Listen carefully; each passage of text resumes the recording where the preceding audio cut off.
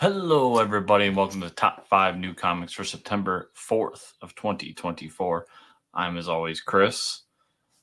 And what do you say we jump right into this awesome slate of books? And we will start with The Ultimates, number 4. This is written by Deniz Camp with art by Phil Noto, letters by Travis Lanham, and edited by Will Moss.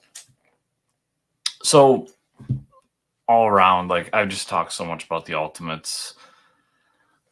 I'm sure some people are sick of hearing it, but I just really love the Ultimate Universe and what they're doing. This book in particular has been a lot of fun. It's just been like an overarching book, really getting down to the plot of what the universe is and what's happening, and kind of the whole function of the Maker, what he's doing in his dome, and what the Ultimates and the heroes of this universe are doing to prepare for him finally coming out and unveiling his big plan, trying to get as many different heroes together as they can. And for this issue, we're going to dive into what happened with Reed. Why is he Doctor Doom? Kind of the whole backstory of him going from being Reed Richards to where he is in the current timeline. So with that, I think it's very interesting because it's one of the big mysteries. Like, we were just kind of thrusted upon us that, hey, he's Doctor Doom now. And we're all sitting around wondering why. Like, what made him do this? What brought him to this point? And what happened to the real Victor Von Doom? Like, all these things I'd love to know. And we will hopefully get most, if not all, of those questions answered in this issue. So really looking forward to the Ultimates, number 4. And after that, I have Plastic Man No More, number 1. This was written by Christopher Cantwell with art by Jacob Edgar and Alex Linz, with colors by Marcelo Mialolo and letters by Becky Carey. At the end of the day, this really falls under it's a Plastic Man book, so I'm looking forward to it. Christopher Cantwell is a hit or miss writer for me. I have really enjoyed some things he's done, and I have really not enjoyed some things he's done. And that's okay. We can't. I always say even a great creator can't be everybody's cup of tea. I always come down to Tom King. I'm like the only guy in comics, whatever this is, media influence, that does not like Tom King books. But that's fine. It's just not for me. That aside, I have enjoyed some stuff Christopher Cantwell's done. I really enjoyed that Namor book he did. The Thanos book he did was okay. He's done other things too that have been enjoyable. With this, we've got a Black Label title, which I'm always a fan of these Black Label titles because they just are really good 4-issue, 5-issue series that dive into a character, usually Batman. But in this case, we get a Plastic Man book, and how often do we get that? And with this, we've got Plastic Man trying to save his son in some way, who has not only gained the powers of Plastic Man, but also some other things that Plastic Man used to do prior to being Plastic Man. That is being a criminal. So there's just a lot of good things going on here. It seems like they're hinting a lot through the cover art and what's going on that there will be possibly Plastic Man dying in this series. We don't know, but it's all the continuity, so whatever happens, happens. I'm just down for a good time, and I just want a good Plastic Man book on the shelves. After that, we've got Silicon Bandits number 4. This is written by Jason Starr with art by Dalibor Talajic. Since Magma Comics was announced and came out, and I've talked a ton about this through podcasts and probably even in this series as well. Plus, you can go back. I just did an interview with Denton Tipton, the founder of Magma Comics, about a lot of this too. They have just been one of my favorite publishers. Like, coming out of the gate, guns a-blazing, knocking it out of the park left and right. And this book is kind of the pinnacle of everything they've been doing. This has been one of my favorite, if not my favorite title in comics right now. It's just been such a blast. We created this really cool neo-future cyberpunk world where there's androids. There was some sort of nuclear devastation that took things out. And they do such a wonderful job of introducing you to this world and then bringing you through this heist that happens through the use of androids and the different rules behind them and how they can affect things. And then what happens when they do get ultimate sentience and are no longer being controlled by people. There's just a lot of cool things going on in this book. It's done really well, handled really well. The art is phenomenal. Altogether, this has been an amazing title. And I believe this is the last issue, so we'll get the conclusion here.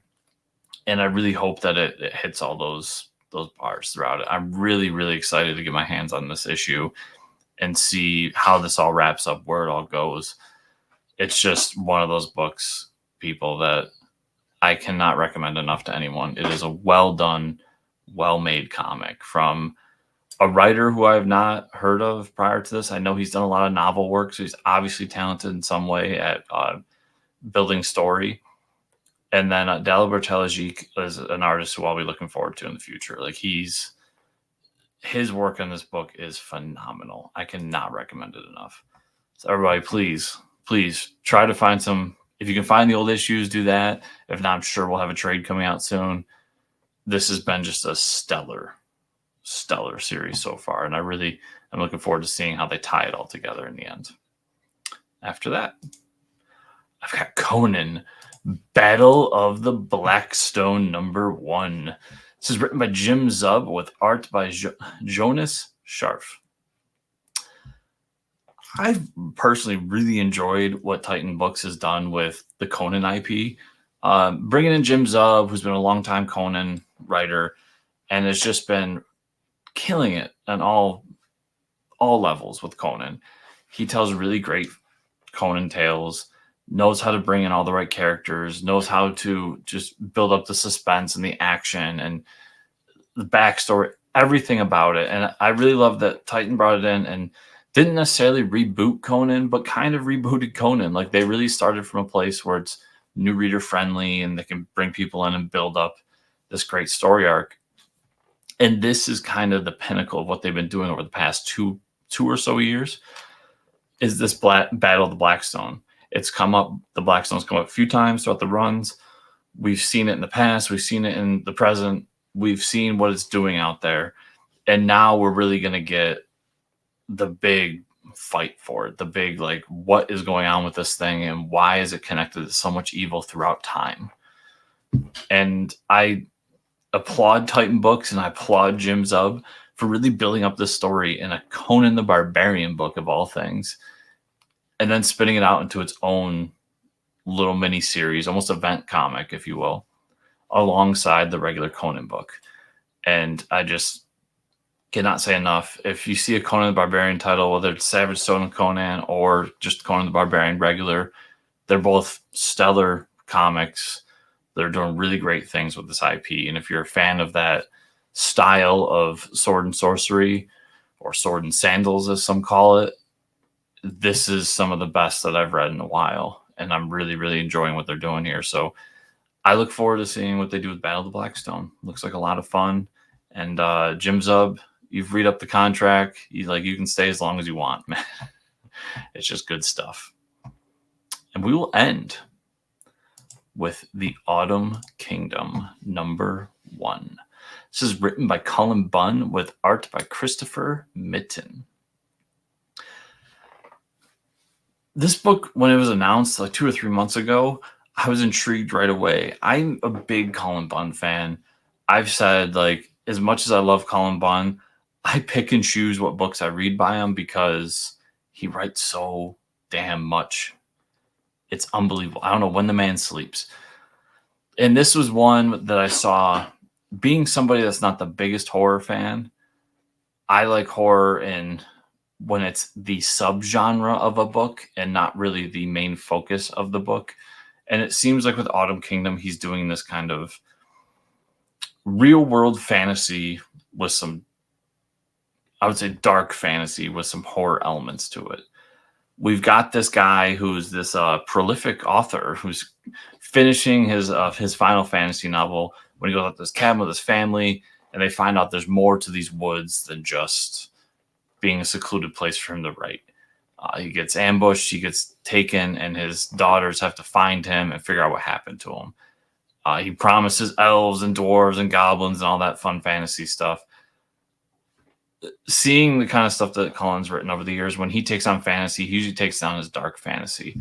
And when it comes to like high fantasy stuff, I prefer the darker vision as opposed to the more like Lord of the Rings style of fantasy.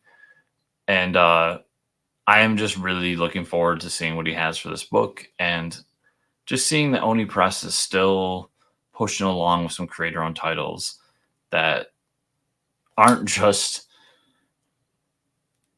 the Rick and Morty books that they're publishing all the time. I like Oni Press. I think they do some cool things, but a lot of these publishers that are quote unquote IP farms get caught in these cycles of, we'll just keep pushing out the IP. That's what sells. And I really think to build up your catalog and to build up your acknowledgement with readers like myself, you need books like this of good quality that people really enjoy to bring them into other things.